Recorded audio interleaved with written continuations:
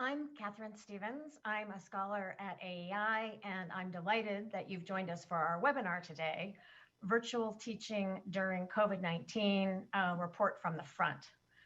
I want to begin with a few facts on the current situation. As most people know, a huge number of children are still attending school remotely. According to the most recent estimates I've seen, there are about 30 million kids who are still online only. Another 11 million are in hybrid school, which is a combination of online and in person. The majority of those are in person only 1 or 2 days a week. And then 16 million kids who are attending school in person full time. Low income, Black, and Hispanic children in particular are overwhelmingly still attending remote or hybrid school.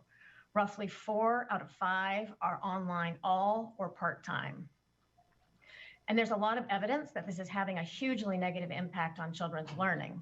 A large majority of parents believe their children are learning less in remote or hybrid school.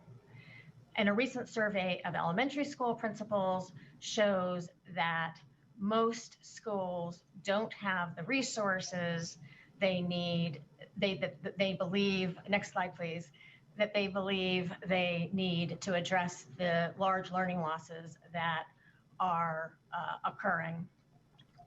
People are increasingly worried about a drastically widening achievement gap. There's a lot of discussion going on about what's happening to children. But the focus of today's webinar is to learn more about the experience and perspective of the hundreds of thousands of teachers who are currently teaching online. Roughly 2 million are teaching online only, and another 700,000 are teaching partly online. We have 4 wonderful educators joining us today to share their experiences with teaching on Zoom for almost a year now. They're all working in the California Bay Area in disadvantaged communities that are almost entirely Hispanic and are very low income. I've asked our panelists to tell us about what it's been like for them to teach on a screen day after day.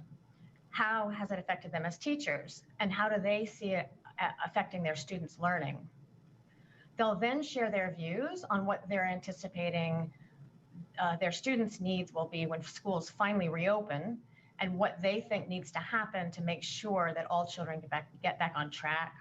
So the 4 educators who are joining us today are 2 teachers, Stephen Chalono, an 8th grade teacher, and Margaret Goldberg, a 1st grade teacher, and 2 assistant principals, Lonnie Mednick, an assistant principal in a K through grade 8 school, and Jasmine Tao, an assistant principal in a K through grade 12 school. So to start us off, I'm going to show a few photos and a short video they've shared with me to give us a more concrete picture of what their day-to-day experience looks like. And then we'll hear directly from them. So this is what 2+ million teachers see all day. This that you're seeing here now is one classroom that Lonnie is supervising. And here's another one.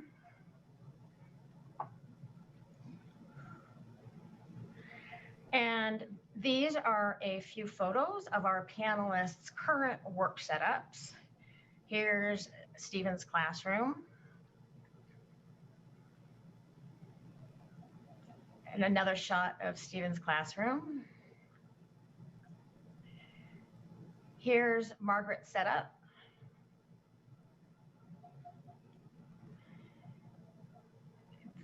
This is a screenshot of Margaret teaching.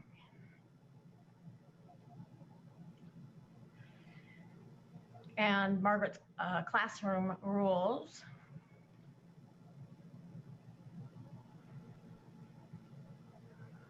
And finally, she gave me a short video to give us a sense of what she does all day.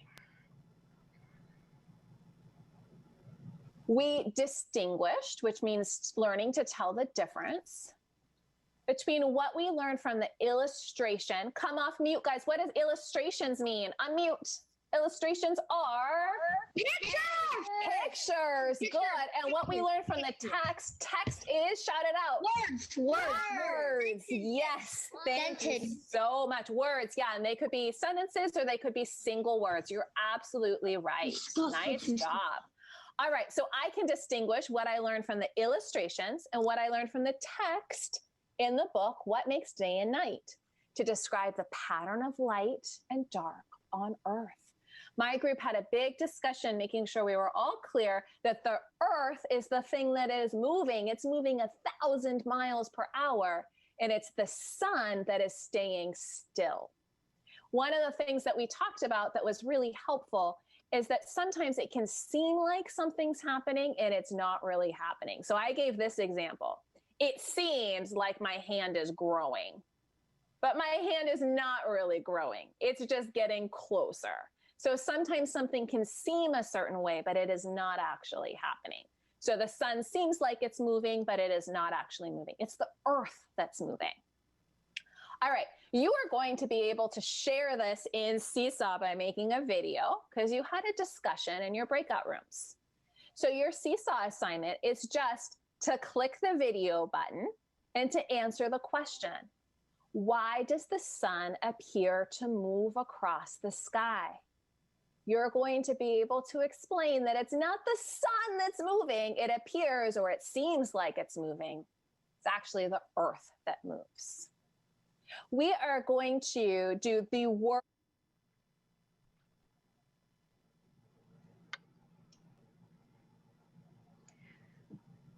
So that gives, I guess, a tiny snippet of an idea.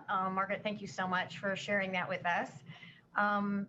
So we're now going to turn to hearing from the four panelists. One of the conversations that I found myself having over the last several months with professional colleagues is what I think there's actually an official term for it called Zoom exhaustion. That people who are spending many hours a day in meetings, of course, with other grown-ups who are usually behaving fairly well, that it's just exhausting to be on a screen all day, every day, as a way of interacting with people. I would guess that would be something that you guys would be experiencing, but I'm curious to hear about what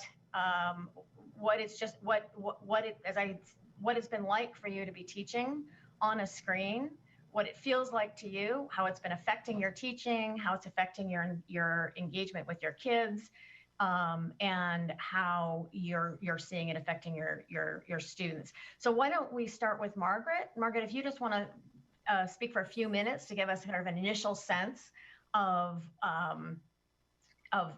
what this has been like for you. I guess maybe 9 or 10 months you've been teaching online now. Is that right? So I started in August, and I think one of the things that happened was typical exhaustion. Like teaching is just tiring, and then you add Zoom on top of it, and it's extra exhausting. It's exhausting for the kids too. So I think one of the things that I started to notice was that I had all sorts of teaching strategies that work in person to try to correct student behavior or to give them feedback, like getting close to a kid or having a whispered conversation or just putting your hand on a child's shoulder to give them some encouragement. I can't do any of those things. Basically, all of my teaching has to be verbal, or maybe I can point to things on the screen, but I just feel like I'm cramped in some ways in my teaching style right now. And so the other thing that I think I'm experiencing, which is probably similar regardless of the age, is that I'm competing with a lot of distractions. So in a classroom, I have control of the setup. But when I'm teaching via Zoom, I can be trying to teach a child to read while she has her dog on her lap and she's feeding it bacon. I can be trying to have kids read something off of the screen, but they have something else in their hands, or there's a TV on, or there's other sounds that are in the space. And I think it's always a delicate balance of knowing, like, when are things happening that I should actually ask them to stop doing or to fix so that they're able to focus on their learning? And when is that disrespectful because it is their home and I'm a guest in their home as a teacher via the computer? So I feel like it's always this kind of delicate balance of knowing what to say something about, how to say it, and how to make sure that they understand that my expectation is engagement, even though it's really hard for them right now. Stephen, does that sound like what it's like for you? Yeah, I would echo everything that Margaret said. And I think we've gotten to I think one of the things I've struggled with is, and they're in their home environment, they're on their computer, just convincing them that you are in fact in school. This is school. Oftentimes I'll have kids step away, and bless them, they're doing their best and they're helping out with the family, but they'll be like, I'm gonna go have breakfast now. I'm like, actually, if you could come back, I'm about to deliver a lesson. I don't know how I